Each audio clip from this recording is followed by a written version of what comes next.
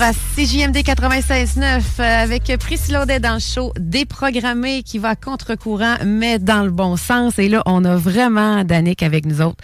Parce que là, on va parler de hockey. Hier, il y a eu une grosse victoire. Alors, Danick, comment ça va?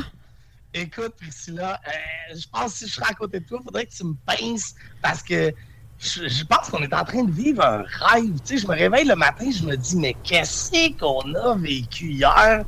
C'est incroyable. C'est incroyable. Puis, tu sais, hier, j'ai pris le temps, tu sais, c'est sûr, je suis tôt au Centre Bell dedans directement, mais j'ai quitté comme 5-6 minutes avant la fin pour aller directement dans le Watch Party, puis, tu sais, vivre d'une autre manière.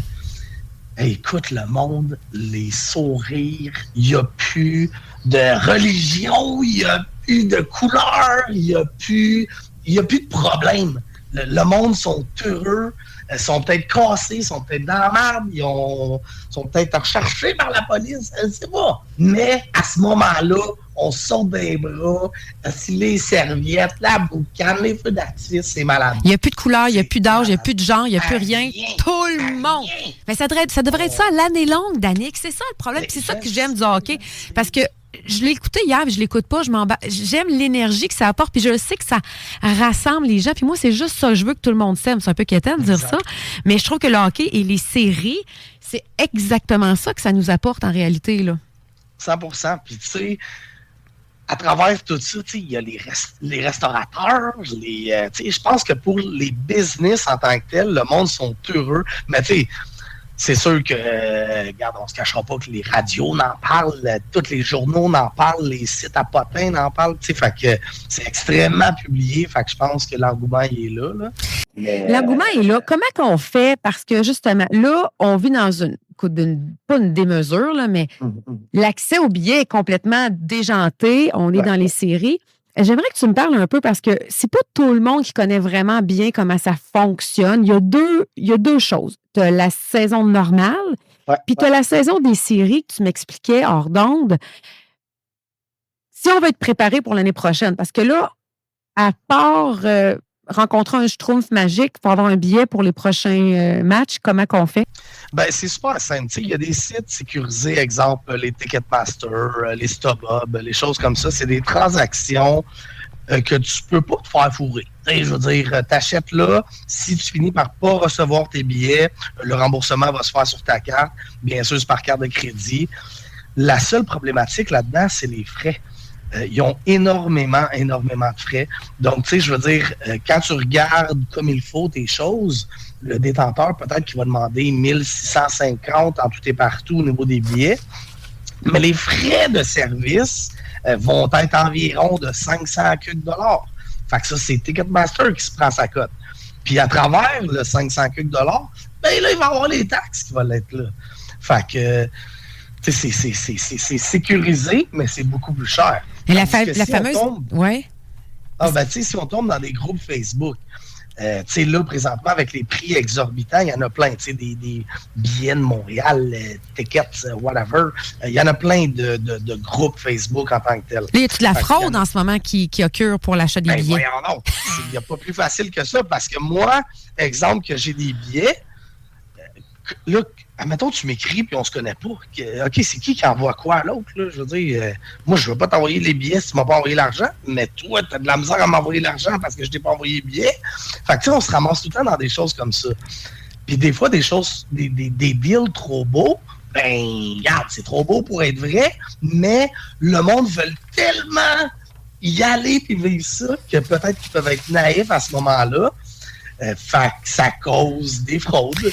Fait que, c'est important d'aller regarder les comptes Facebook. Ça fait combien de temps qu'il est là? S'il y a 12 amis, puis ça fait 14 jours que son compte...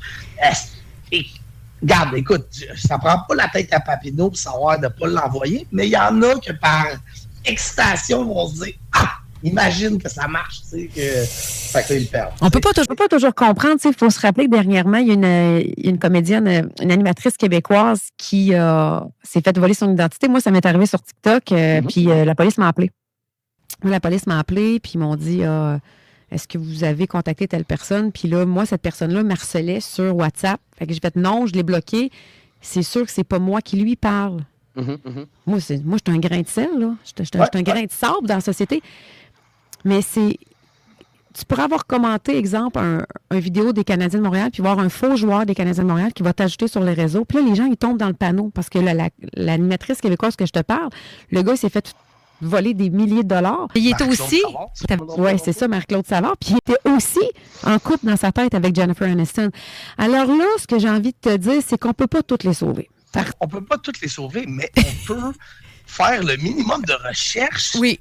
Être méfiant parce que, exemple, que tu arrives dans un groupe Facebook, puis là, tu dis, tu sais, je suis pas sûr, là, tu sais, je suis comme stressé, j'ai le goût, j'ai pas le goût. Hey, on est capable de voir les administrateurs des groupes, contacte les administrateurs et dit au gars, hey, tu sais quoi, je vais envoyer mon argent à l'administrateur, toi, envoie les billets à l'administrateur, comme ça, quand que les deux sécurisés, il fera l'échange. Puis garde mon ami administrateur, m'a pitché un petit vin après ça. Inquiète-toi pas, merci pour ton temps. On va être safe puis on va être secure. Il y a des moyens de le faire. Si le gars, il dit t'as peu, j'en connais un intermédiaire. Hey, là, tu te ramasses dans la même gamique. Fait que vas-y avec les administrateurs des groupes connus et non des groupes scammés parce qu'il y en a quand même, là. Fait que, tu sais, faut être prudent. Mais en ce moment, là, est-ce que il y a aussi, quand tu vas, mettons, tu te diriges au Centre Bell, à l'extérieur, tu sais, moi, quand j'avais été, quand on s'est connus l'année passée, il y a un monsieur qui essayait de me vendre des billets, tu sais, moi, je n'étais pas intéressée à payer le prix.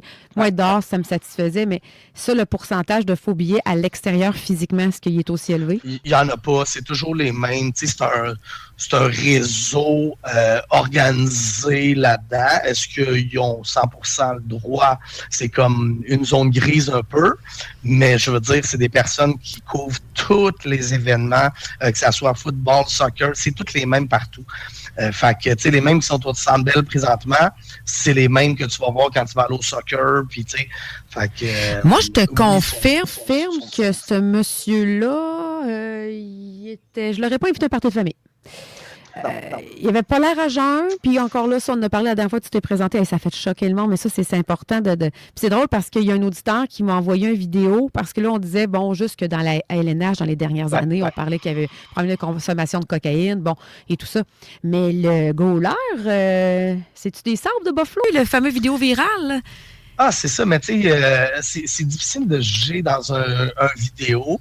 Fait que, tu sais, rendu à ce point-là, je veux dire, il y en a qui peuvent avoir des tics, il y en a que ça peut être de la nervosité. Danser la Macarena de la mâchoire, c'est un tic normal, ça?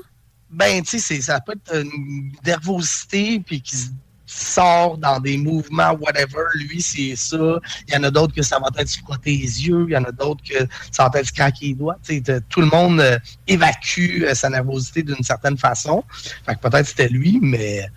je serais bien surpris. En tout cas, s'il a fait de la coke, elle n'était pas bonne, il s'est fait rincer. Il n'était pas à lui encore.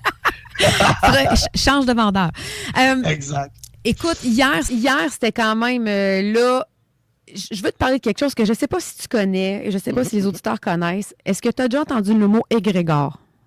Égrégore? Oui. Non, je te laisse. L'égrégore, c'est un effet de pensée collective, OK? Puis moi, ça fait des années que je dis arrêtez de dire que les Canadiens ne se rendront pas en finale. Tu sais, moi, je ne suis pas le hockey, mais qu'est-ce que je suis tannée? C'est les gens qui n'ont pas la capacité de juste y croire, OK? Alors, l'égrégore, j'ai envie de te dire qu'il va être plus positif que l'année passée ou les années d'avant, parce qu'avec la victoire qu'on vient de vivre là, parce que moi, je dis que tout est énergie. Fait que, tu sais, si tout le monde pense que tu vas rentrer dans le clos, ben, tu vas rentrer dans le clos. Tu sais, c'est ça, je veux dire. Fait que l'égrégore, personnellement, c'est ma propre opinion, j'ai envie de dire, ça a causé peut-être un effet négatif envers les Canadiens, parce que les fans, on se l'est dit, là. Ils ne croyaient plus pendant des années, mais cette année, c'est quelque chose. Absolument. Là, on a un réveil, puis pour aller dans ton influence, c'est un beau mot que je vais essayer d'utiliser. Je vais te donner la définition pour tout le monde. Un égrégore, c'est l'énergie vivante qui naît quand un groupe de personnes pensent, ressentent et veulent la même chose en même temps. C'est plus grand que la somme des individus. C'est vraiment ça. Fait que tu pourrais te partir un groupe d'égrégores, ça l'aiderait peut-être justement à la victoire des Canadiens. Alors, selon toi, est-ce qu'on s'en va vers la coupe? Je crois que oui. Je pense que l'équipe qu'on a présentement, Je touche du bois, ma table est en bois. Fait qu'inquiétez-vous pas, ce que je dis là, marquez pas des affaires, il a dit ça. Non, je touche du bois présentement. Oui. Je pense que qu'est-ce qui ferait qu'on se rendrait pas là? Ce serait des blessures, serait quelque chose qui arrive à Dobbage qui est complètement en feu présentement. Je pense que ça va prendre quelque chose de gros pour que l'équipe soit mêlée présentement. Tu sais, le premier match contre Buffalo, on les a laissés aller un peu, peut-être par étude ou whatever, peu importe, le stress, peu importe ce qui est arrivé.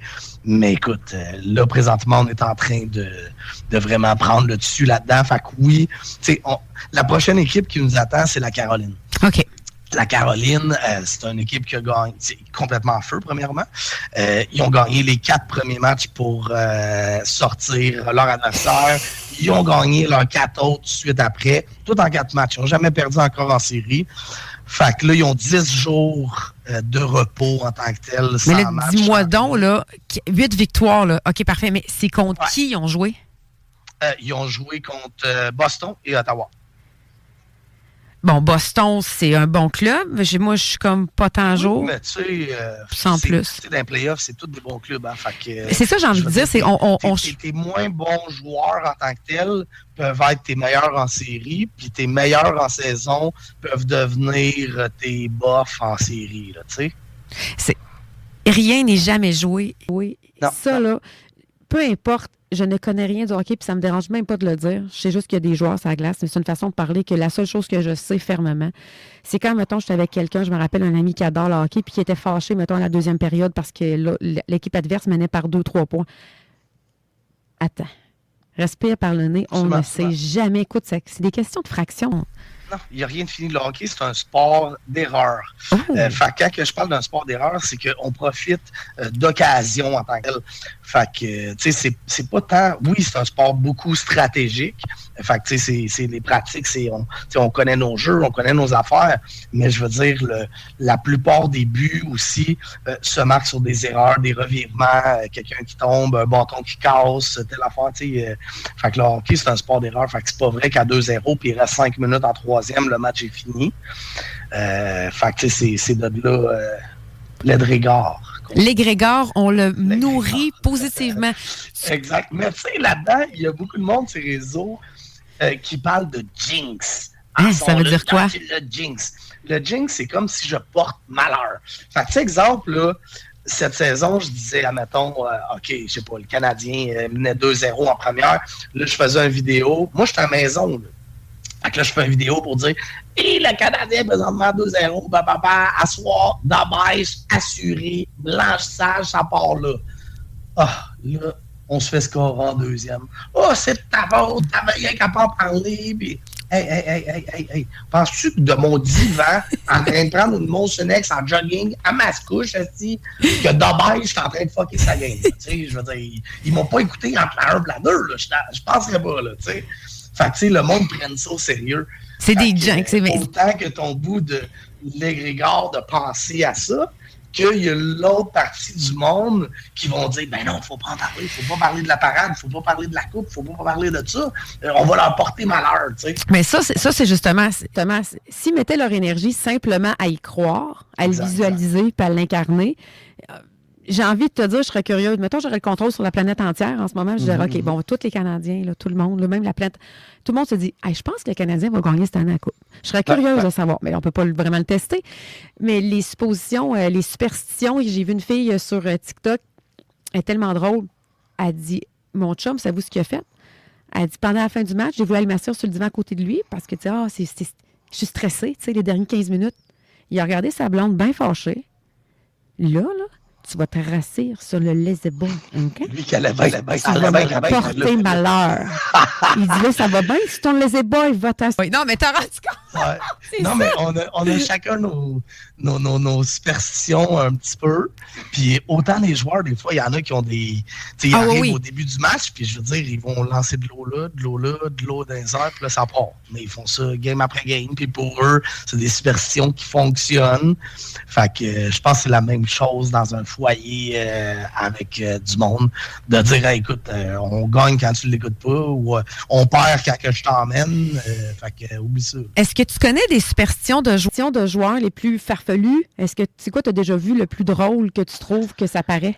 Ben, tu sais, Herbert Jacquet, lui, fait quelque chose de cool. Tu sais, il y a toute l'équipe, exemple, soigneur, le gars des bâtons, toutes les affaires sont toutes assis sur le banc pendant le warm-up.